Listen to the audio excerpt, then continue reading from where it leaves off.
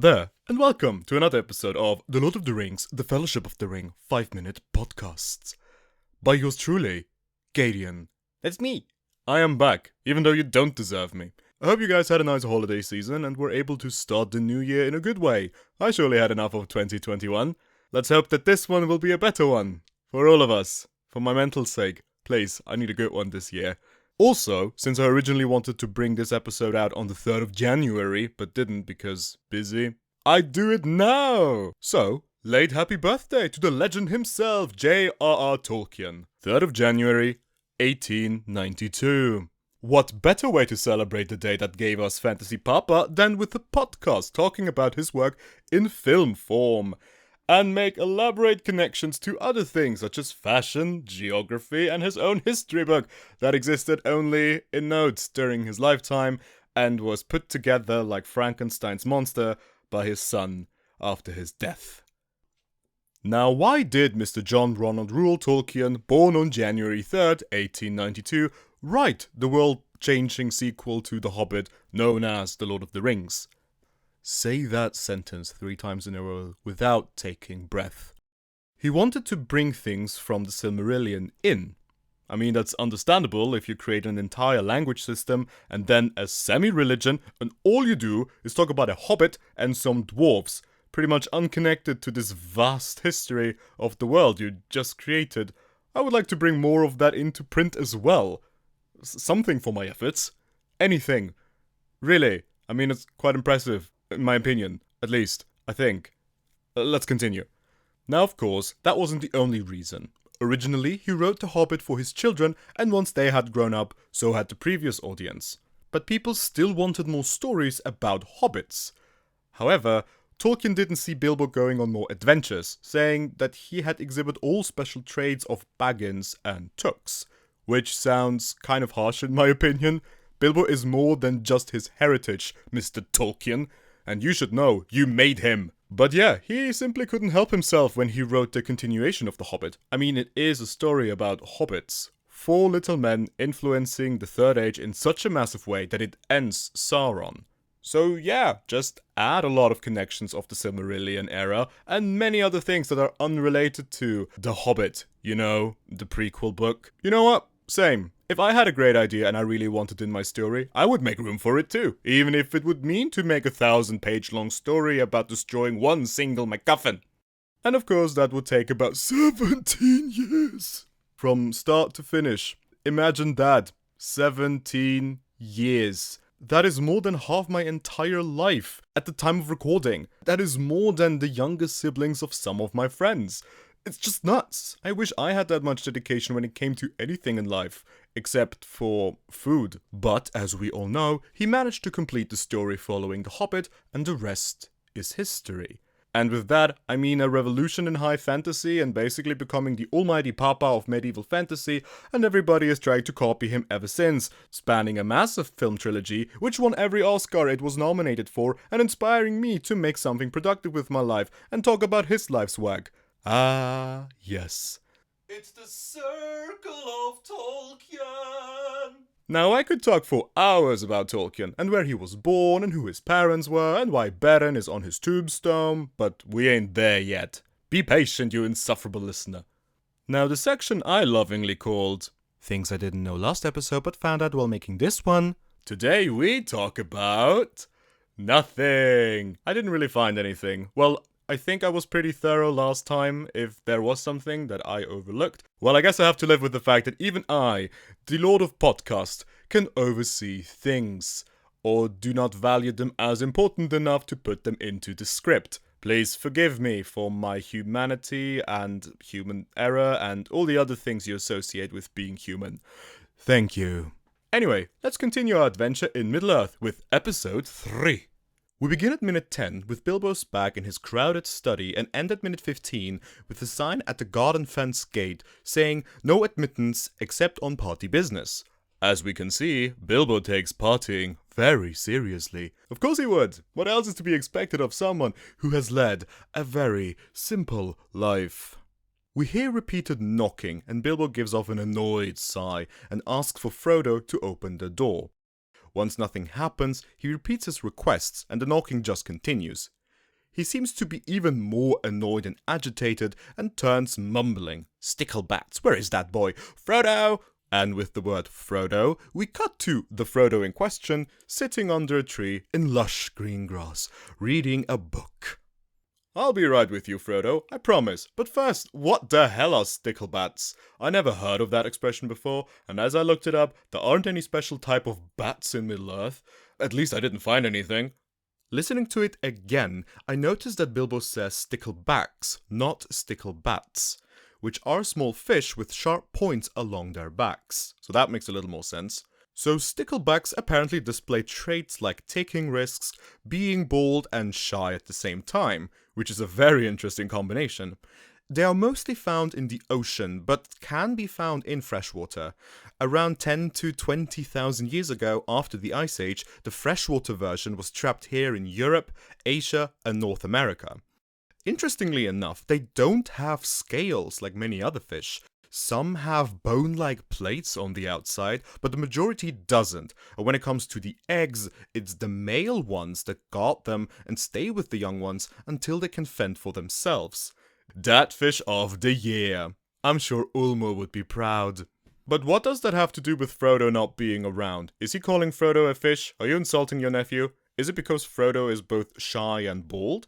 Is it also because that he doesn't have scales? Please, I need to know. Is it because Frodo has a sharp mind? Like the points of these fish? If you know Peter Jackson, ask him for me, and I owe you one. I'll get you a Pepsi, or a Coke, whatever you prefer. That one is on me. Back to Frodo. See, I promised I would be back. We don't see much of him in this shot. He almost vanishes into the greens around him. He is in the center of the screen though, telling us that the focus has now shifted to him. We see he is not wearing any shoes, which is quite common for the hobbits. Their feet are much tougher and sturdier than our fragile human feet. The camera moves from right to left, and with Frodo, we notice a gentle tune being hummed by someone in the distance. Put a pin in that. Thank you. Frodo perks up and looks around to locate whoever is disturbing his reading session. Hey, maybe he got just to the juicy bits of his smut novel, and now he has to find the person whoever disturbed him. He gets up and we change our perspective to meet the face of Frodo Baggins, Elijah Wood, in his super duper early 20s. Or like, after a really good spa day today, because the man just doesn't age. Life truly does have favorites. I will talk about my boy Frodo, do not worry, but I first have to gush a little about Elijah Wood. Born in Iowa, 1981, Elijah Wood is the youngest member of the Fellowship of the Ring, being only 20 years old at the time. Although Frodo is his most recognizable role, he was a child actor and had his debut in a small part in Back to the Future 2, known as the video game kid, or just, you know, the one kid with the green hat, and holy shit is he young there. 7 years old. I haven't read an entire book without pictures at 7, and this guy just starts his acting career at 7. He also appeared in classics such as Avalon, Flipper, Deep Impact. Hehe. Spy Kids 3D game over. I don't feel at home in this world anymore. Wow, that was a mouthful and a bit too deep for my liking, Jesus. And of course, Come to Daddy. Such beautiful classics for the entire family. No questionable titles here at all, no sir. He has a tattoo of the number 9, written in Sindarin on the right side of his waist, referring to his character as one of the Fellowship of the Ring.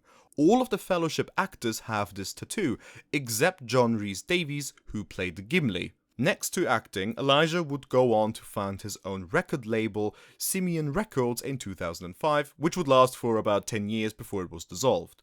In between that, he would go on and found the production company Spectre Vision in 2010, which already existed in 1973 but was known as the Woodshed. So he took it over and rebranded it. Then why don't you say it like that, internet, huh? Why do I have to do all the work here, huh?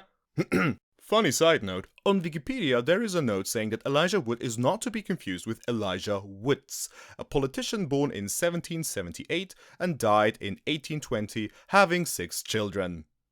What does that have to do with this film? Absolutely nothing, but I wanted to share it anyway. See, it's like in school, where you'll learn a lot of information and 75% of it is useless. Speaking of this film, I think I talked enough about Elijah Wood for now. Let's return to the film. Frodo Baggins has dark brown hair with curls for days and nice blue eyes. The camera zooms in closer onto him, all while his expression changes from surprised to a very creepy smile. That's a smile you give a child before you hand it candy. Frodo, please, didn't Bilbo teach you anything at all about proper facial expression etiquette? He takes a leap and leaves the frame, running towards the source of the melody he hears. We then cut to a cart made of wood.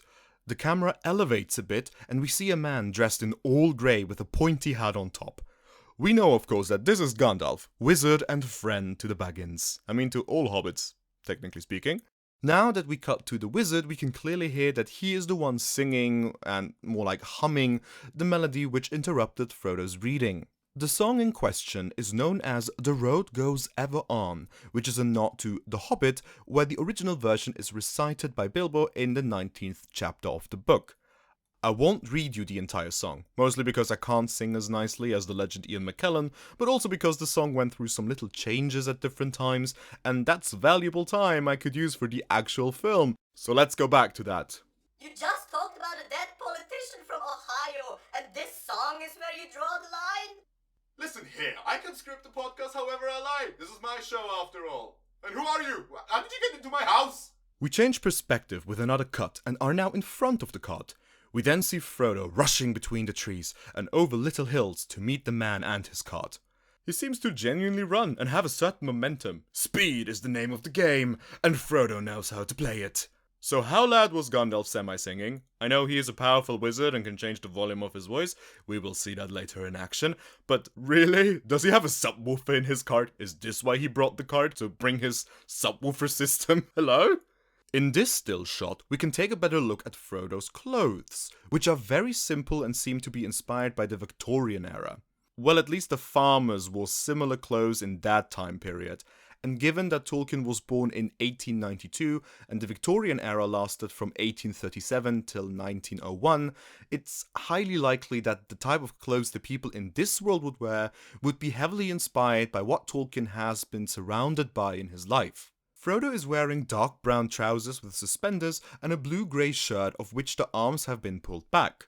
The material is kind of hard to make out since he is in the middle of a sprint, but my guess is that this is a mix of wool and cotton, given that those were mostly used by farmers in the Victorian era.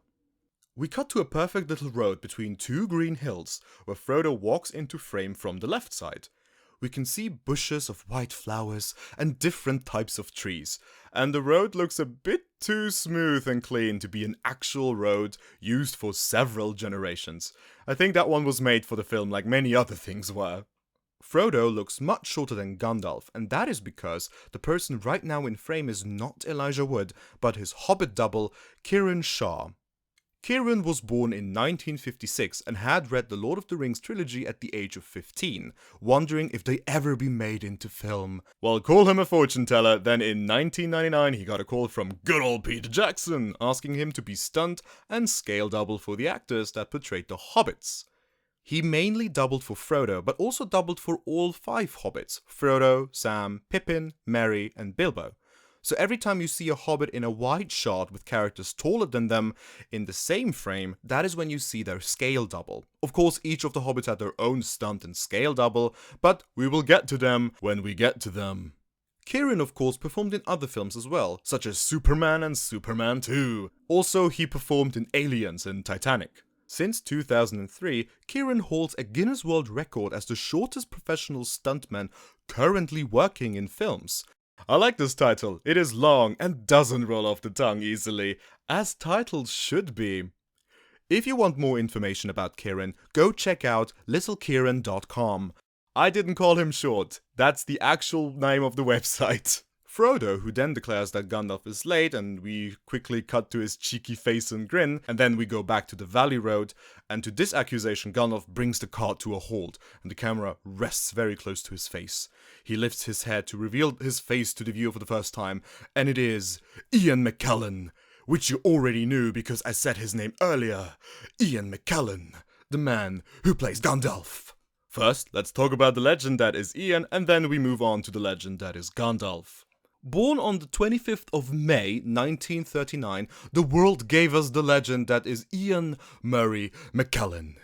He has been active for 7 decades, and in this time he has gathered quite the collection of awards, such as a Tony, a Golden Globe, and many more. He gained the knighthood status for the arts in 1980 like his fellow actor Ian Holm. I'm talking about the knighthood, not the year, because they got it in separate years. You know what I mean. You're a smart person, you can figure it out. He achieved worldwide fame with roles such as King Richard III in, well, King Richard III, Magneto of the X-Men series, and Gandalf of Middle-earth. Another thing Ian McKellen is famous for is being a champion for the LGBT community. He came out in the year 1988 when it wasn't super common for actors to be open about the insides of their closets. He then later was awarded the Freedom of the City of London in 2014, and when I read that I was like, what? He owns London now? If that's the case, why isn't everything rainbow pink and people wear grey robes wherever they go? What is wrong, Ian? But with further investigation, I learned that this is an award of recognition when you have achieved a lot of success, which Ian McKellen certainly has. You basically get the recognition of a lifetime achievement or high international standing. But it's also not an award that can simply be given out, or at least it shouldn't be viewed as one. According to Wikipedia, it should not be presented to others as being an honor or an award. It can be gained through a membership of a livery company, which is basically a guild in London, aka a cool club for cool people only. Or you can get it by direct application, which is supported by a qualified proposer and a seconder. So after all that, I can conclude that the freedom of the City of London is something Ian McKellen has. Anyway, Gandalf says that a wizard is never late, Frodo Baggins. Nor is he early. He arrives precisely when he means to. What a great line. It's hard for me to not quote the entire film. Gandalf says this with a serious voice and a stern look, making Frodo look a bit uneasy for a moment. The camera then cuts back and forth between the two, more and more, the tension fades, and both break into laughter. Some might know this moment as a great music video, and for the ones who don't know what I'm talking about, simply search for Gandalf laugh, and the internet will do the rest. But who, and more importantly, what actually is Gandalf? Nobody asked! I don't care. So Gandalf has many names and titles. However, for simplicity's sake, I will keep it to Gandalf. His original name was, and still is, Olorin. He is a Maya like Sauron or the Balrog later in the Mines of Moria, and was counted among the wisest of the Maya, with the exception of maybe Melian. Again, don't worry, I will explain who Melian is. Eventually, once we get there. That will take some time. Please hang in there. As a little refresher, a Maya is a spirit that was created by Eru Ilúvatar before the world and everything else was made. They are essentially something like the assistants or apprentices of the Valar. For example, Sauron used to be called Mairon and was the Maya under the Valar Aule, aka Dwarf Daddy. Gandalf was a Maya under many different Valar. Manwë, the king of the Valar, his wife Varda, the queen of the Valar, and then Irmo, who is in charge of dreams and illusions, and then finally Nienna, who is in charge of mercy, and the mercy part really stuck with Gandalf, as we will later see in this film. Now, for the longest time, Gandalf didn't have a fixed physical form, until he was charged by the Valar to become one of the 5 Istari, one of the wizards. 5 Maya were sent to Middle-earth in the bodies of old men to aid the free people against the threat of Sauron. Originally, only 3 Istari were intended to be sent. However, after Gandalf said that he didn't want to go, like a teenager, because he viewed himself as too weak and he feared Sauron way too much, Varda, the Valar of the Stars and queen of all the Valar, suggested that Gandalf may be sent, but not as the 3rd, but as the 5th of the Istari. Gandalf's insecurity only increased the push on going because Manwë, the king of the Valar and boss of Valinor essentially, viewed this fear as something good, because it made Gandalf humble and very much aware of the threat ahead. Now, to sum up, Saruman the White, Alatar and Palando the Blues, Radagast the Brown and Gandalf the Grey were sent to Middle-earth to help the race of men against Sauron, if they were ever to dominate or rule the men, or fight Sauron head-on, basically fight fire with fire, or deviate from their main mission, they would slowly but surely lose their powers and memories of Valinor. And that is a severe punishment. I understand the ruling and dominating bit, because they wouldn't be any different from Sauron if they were to do that. But I don't entirely get behind the battling bit, because Gandalf sort of does this, not all on his own and not Sauron directly, of course, it's just his forces, but still, I get that the races of Middle-earth should be able to defend themselves, but we are talking about an ancient spirit that came into being the moment the universe was forged. Yeah, easy peasy, no biggie, huh? Let's just help the people and not kick his ass, you know? Like, they are a force to be reckoned with, and I mean it. Sauron was genuinely scared of the Istari, mostly Gandalf. Anyways, once Gandalf arrived on the shores of Middle-earth, he was greeted by both Círdan and Glorfindel. I'll talk about Glorfindel in another podcast, but we already know the lovely shipwright Círdan. Círdan sensed that Gandalf would need a lot of assistance for the many battles ahead, so he gave him the ring Narya to help him with that. And that is how Gandalf came to Middle-earth and got one of the 3 elven rings of power. And now he is here, in the Shire, with the hobbits, where we are right now. In this film. Let's continue, okay? Frodo quickly jumps onto Gandalf, who then catches the hobbit, with all the air leaving his lungs. "It's wonderful to see you, Gandalf," Frodo says, and he responds with, "You didn't think I would miss your Uncle Bilbo's birthday." And his expression is a mix of both excitement and joy. And in the background we hear the theme of the Shire start, and once again we connect this warm and sweet moment with this beautiful score. Ah, I see. So Bilbo is Frodo's uncle, but what about his parents? Where are they? Well, unfortunately, similar to a Disney film, but thank God this isn't one, both of his parents are dead. His father was Frodo Baggins, and his mother was Primula Brandybuck. Not much is known about these two, only that Drogo was the oldest son of his family and that Primula was the youngest daughter of her family. They both drowned in the Brandywine River, and their death is somewhat of a mystery. Nobody really knows to why and how they drowned. Some say that Drogo had eaten too much, and when they went onto the water, this caused the boat to sink. Others say that Primula pushed her husband overboard and was dragged down with him. Whatever the case, Frodo became an orphan at the age of 12 and was taken in by the second cousin of his father, Bilbo Baggins. So Bilbo is not his direct uncle, but his around some corners uncle. Frodo would stay the beginning of his orphaned life with his Brandybuck relatives, until he was ultimately adopted by Bilbo. The reason why Frodo was taken in by Bilbo are multiple. One, compassion, yes, but another one, and probably more important one, was to secure Bag End. You see, Bilbo has many other relatives, and I know that in the Shire this doesn't say much, but believe me, there are plenty, and many of which are really eager to inherit Bag End from him. Mostly known are the Sackville Baggins, who Bilbo really despises, so he made sure that Bag End would remain in the hands of the Baggins, not any other family branch, and that would frustrate the Sackvilles forever. Bilbo could only win in this scenario. We cut to the two of them riding on the cart, passing what I think is meant to be a gate. It's a pathetic excuse for a gate, but it's a gate nonetheless. Tied to it is a goat that looks at them somewhat confused and somewhat hopeful, as much as a goat can look confused and hopeful. Maybe today is the day that someone will free it. No? No. Moving on. Gandalf asks how the old rascal Bilbo is doing, and we then see them again from the front. Gandalf happily smoking a pipe with probably the high-quality Shire weed. Frodo looks at him almost with an adoring look. And wait a minute. Elijah Wood is not that short. He is not the tallest guy either, but he is not that short. I know this isn't right. How did they do that? You already know how they did that. You're just trying to make a segue to the... It won't be long, I promise. I mean it this time. Now, the reason why Frodo looks so much smaller than Gandalf in this shot is because of something called forced perspective. They had the cart built in a very specific way so that Elijah Wood would sit at a different angle than Ian McKellen, making him look much shorter than he actually is.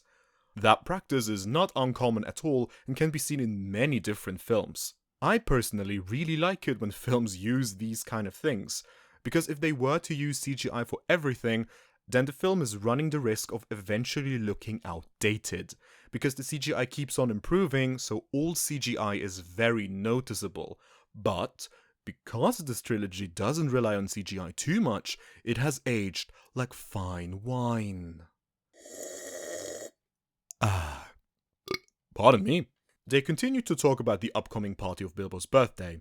Frodo explains that his uncle has invited pretty much half the Shire, and that the entirety of Bag End has been in uproar because of it.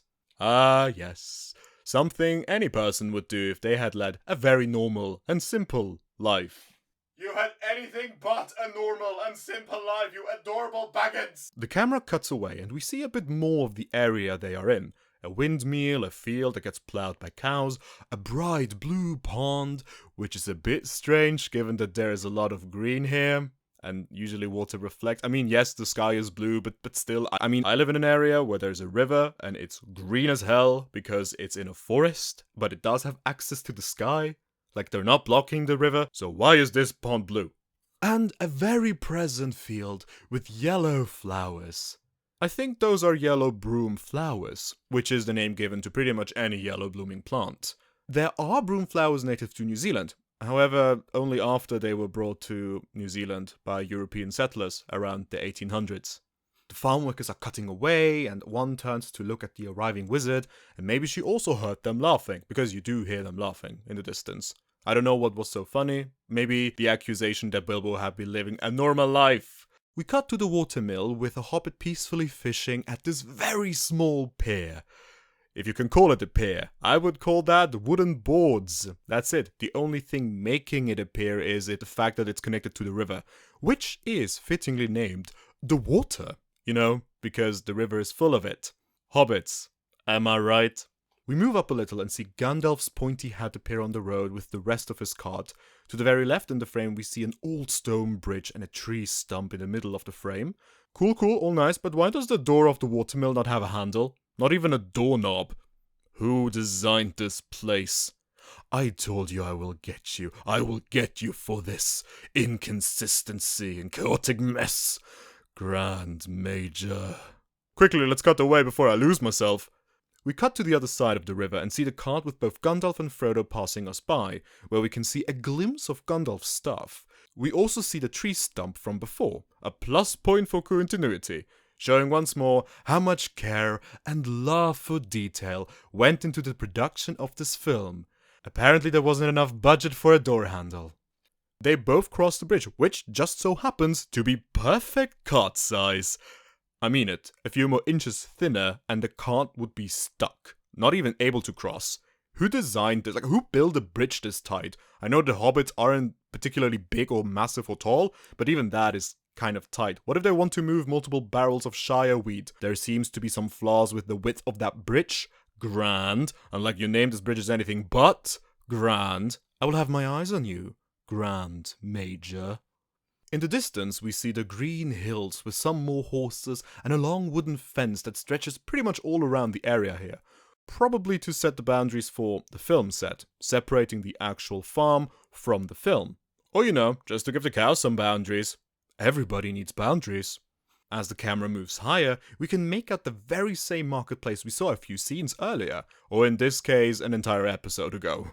And another familiar face makes a return as we see the not-so-very-wise hobbit flicking away whatever he had found in his hair prior. He also gives us a very, well, let's just say, very simple expression. In the time from Watermil to Mr. Simple Hobbit over here, we hear Bilbo tell us, and so life in the Shire goes on, very much as it has this past age, full of its own comings and goings. The change comes slowly, if it comes at all. After another cut, we are at a hobbit hole and Gandalf's cart rolls around the hill. We see white steam coming from the chimney and a line of laundry hangs out to dry. 3 shirts and a pair of red trousers. Wow, what a load. Can't imagine having more than that. We then cut to the back of the cart as it travels through another hill alley and arrive at Bag End.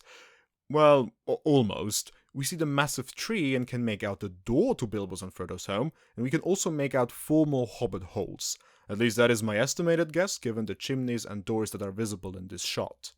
All the while, Bilbo continues his narration with, "But things are made to endure in the Shire, passing from one generation to the next. There's always been a Baggins living here, under the hill, in Bag End. Obviously, he is talking about his departure, which he has planned, and that Frodo will inherit everything. We return to the study with Bilbo hunching over his desk, like me when I play video games, and we are at a slightly different angle. Not much, but like a few more things can be seen. Mostly the fireplace is a bit more visible now. And the fireplace looks like a hobbit hole. It's a nice touch. Very cute. I like it. A hole within a hole, so to speak. Well, with that logic, we have several holes because every archway looks like a hobbit hole within a hobbit hole. How many times did I say hole? Am I demonetized now? Bilbo is then seen from the side as he lifts his head up and looks outside the window and whispers to himself, "And there always will be," referring to a Baggins remaining in Bag End under the hill. There is a certain determination in his voice. His mind is set and he knows that he has to leave Bag End for his own mental health. We will get a good reason later, but the metaphor to a burnout and a depression state is really good. So maybe you already know which one I mean, but that one will come in the next episode. The camera cuts to Frodo, who confesses to Gandalf that Bilbo has been a bit odd lately. We see the wizard with a somewhat worried expression, but it also looks very serious. Maybe he senses something else. Maybe he can guess that Bilbo is up to something big with such an event. Why else would Bilbo invite half the Shire? Frodo adds the line, "more than usual." In comparison to the rest of the Shire and his family, Bilbo is very much the odd one out. Even with his very simple life, if Bilbo the odd one is even odder than usual, that means shit is real in the Shire. We see Frodo is holding onto the cart and Gandalf's staff is poking in over Frodo's shoulder. Wait a moment, let's go back a few seconds, shall we? Here it is poking out of the cart in the back. Did they move it? Did it self-move? Why would they move it? Maybe it's one of the fireworks? But no, it has the iconic twists and turns and the lack of any bright colors, like the ones a firework would have. So I call this a severe continuity error. Ugh, really, Mr. Jackson? I expect better of you. Do not anger me like Mr. Grant Major did. I am warning you. As Frodo continues to talk about Bilbo, we cut to Gandalf. This is what we call a reaction shot. A scene with no dialogue and only the expression tells us what the character is thinking at that moment. I at least take it as such. I take this face as his worried expression, mainly with the shift in the music. It is a mix of mystery and suspense. Something is in the air, almost hiding away in plain sight. I know I sound crazy talking like that, but it's how I hear this tune. Don't send the men in white jackets to get me. They have been here twice already and they can't find me. I am perfect at hiding. Don't ask me how I simply disappear from plain sight. This is nobody's business but mine. Frodo tells us that Bilbo locks himself up in his study often. We then cut to Bilbo in said study, opening... Oh no, another map. No, please, I just escaped a map. I don't need another one. Eru, give me strength. Alright, so, we see the map of... I have no idea what map this is. It looks very Middle-earthian, given the Elvish letters, and I know this is Elvish because it has the fancy twirls, unlike the common tongue the men and hobbits use, and it's not Dwarvish either, because for that it's way too twirly. So this is an Elven map of a certain part of Middle-earth, but I have no idea which one. It could be a more detailed map of the center of Middle-earth, like with Rohan and Gondor in the center, and Mordor to the right. But that is a simple guess with the locations of the mountains that I can see here. Middle-earth doesn't have many mountain chains, and the only one where two chains come together and another one is close to the right is between Rohan and Gondor, and to the right, the mountains of Mordor. If this is not the case, where the hell is this? My Sindarin is too bad to read the letters on the map, so I have no idea what the words on the map say. If any of you speak fluent Sindarin and have the perception of an eagle and can read it from this angle, please let me know. I would like to know what it says, because I don't think this is a normal Middle-earth map. It kind of doesn't look like this. We take a few steps back and are in the corridor leading to Bilbo's study and see how he is folding the map from before in a very chaotic manner. Listen here, you hobbit, you are neglecting the books and the maps, and if you don't treat them right, I'm coming for you.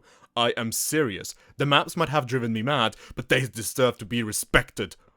Frodo tells Gandalf that his uncle spends hours and hours poring over old maps when his uncle thinks Frodo is not looking.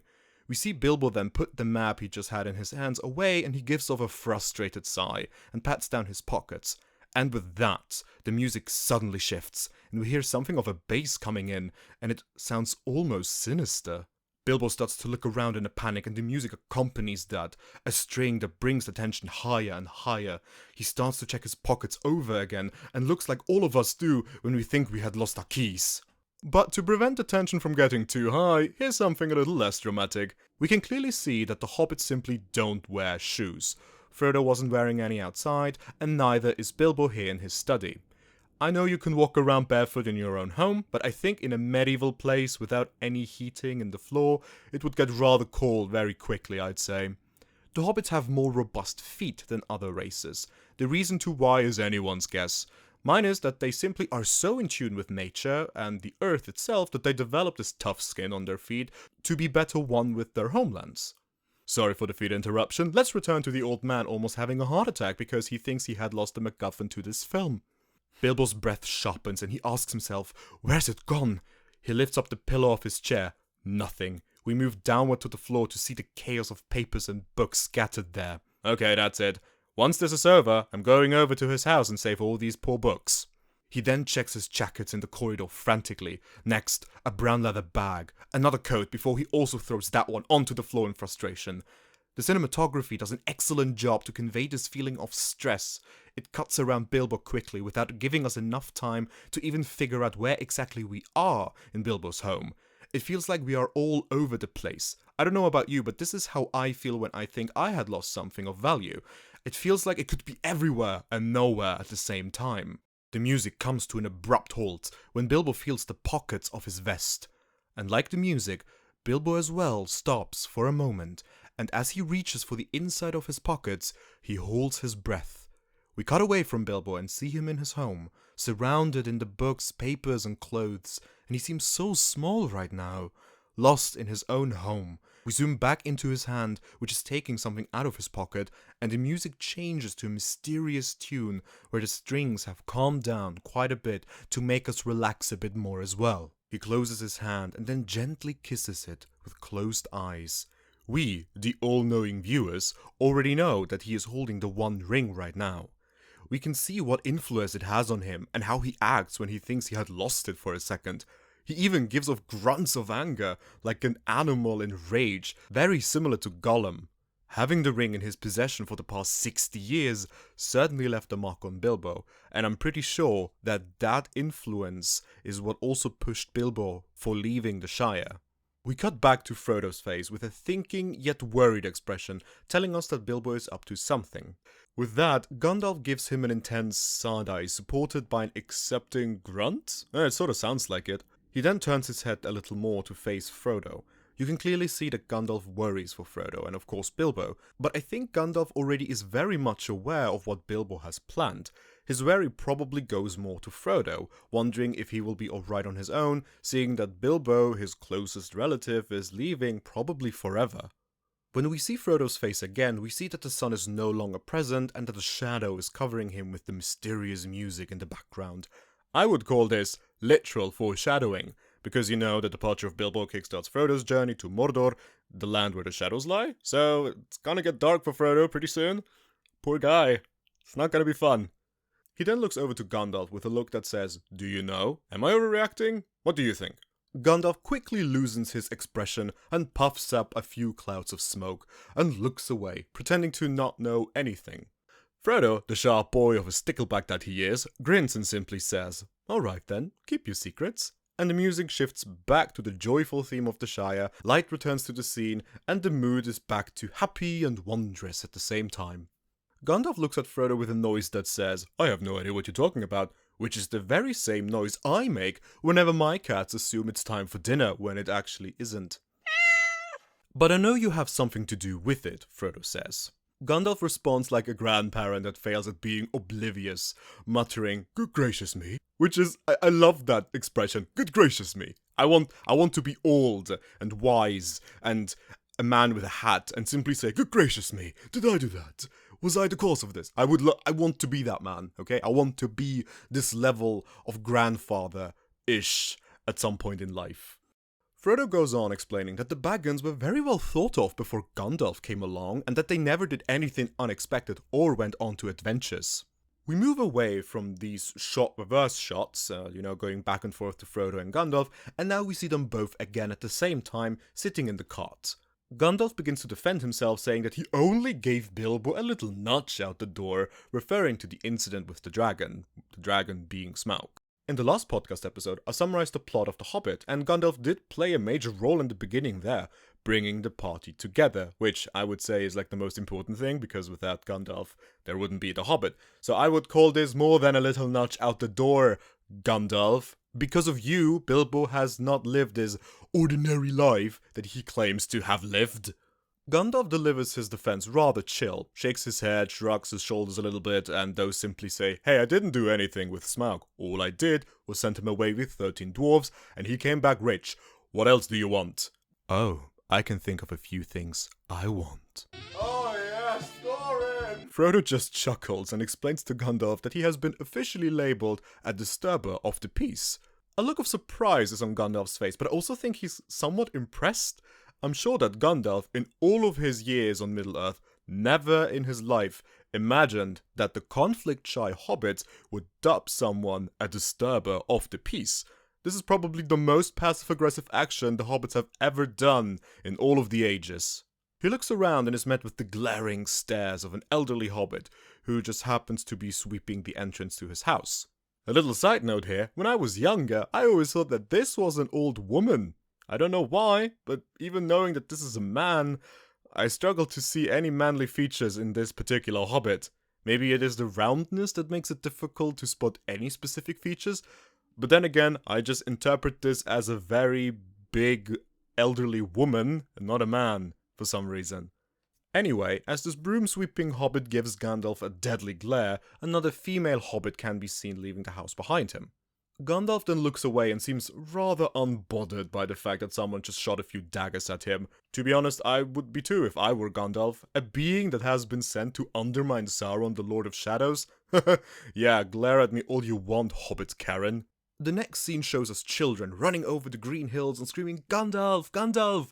For the Grey Wizard is somewhat of a celebrity, and I can see why. He's a cool and funny old man with epic tales and magic. I would love the guy too. Heck, I'm an adult and will probably go running after him, screaming his name if I were to see him. I want to be like him. We see a little more of where we are right now, and we can see more hobbit holes with chimneys. I see a pond to the left side of the screen, more green and lush fields in the background, and Gandalf is easy to spot thanks to his pointy hat and the cart he's on. Ah, beautiful. Where are we? Weren't we just at the foot of Bag End and we're winding up to there? How did we get back down? Why are we back down here? Is the backside of the hill so massive that you have to take this massive detour to show the audience the beautiful scenery of which someone can't get enough of? Maybe. Whatever it is, in a normal viewing, this doesn't really matter that much, because these scenes here are meant to establish the Shire as beautiful, fertile, full of life and peace, and that they do quite wonderfully. Again, it feels like that the Vala Yavanna just dumped all the greenery she had onto here and spread the rest onto Middle-earth with only half the enthusiasm. The children race down the hills, climb fences and gates to catch up to the wizard with his cart, but why? Why are they making such an effort to simply catch up with Gandalf? Well, the answer follows quickly. The adults from before look after the children with a very disapproving look. Holy shit, why are you so angry with Gandalf? What has he done to you specifically? If anything, Bilbo should be angry with him, because he had to go through a lot of danger and death because of Gandalf. None of you had to go through any of the traumatic events Bilbo had to go through to get to the fortunes he has right now. I won't get over this, ever. You guys have no right to be so dagger-eye heavy with Gandalf, but I guess every place has its Karen. We see Gandalf closer again, who has a rather neutral expression. We cut to the children behind the cart that are asking for fireworks. Ah, so that's why he's here. He's the entertainment. It's smart. It has its positive to be friends with a wizard.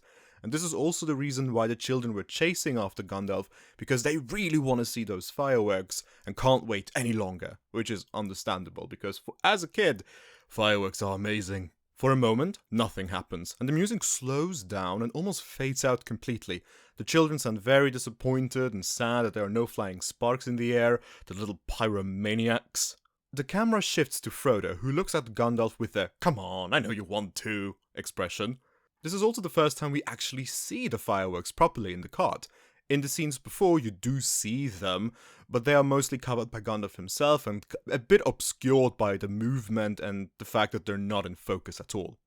We then cut back to the children, but this time we are behind them, and with a sudden poof of smoke, multiple fireworks shoot out of the cart, and the children scream in joy and excitement, and the music picks up again with their screams of excitement.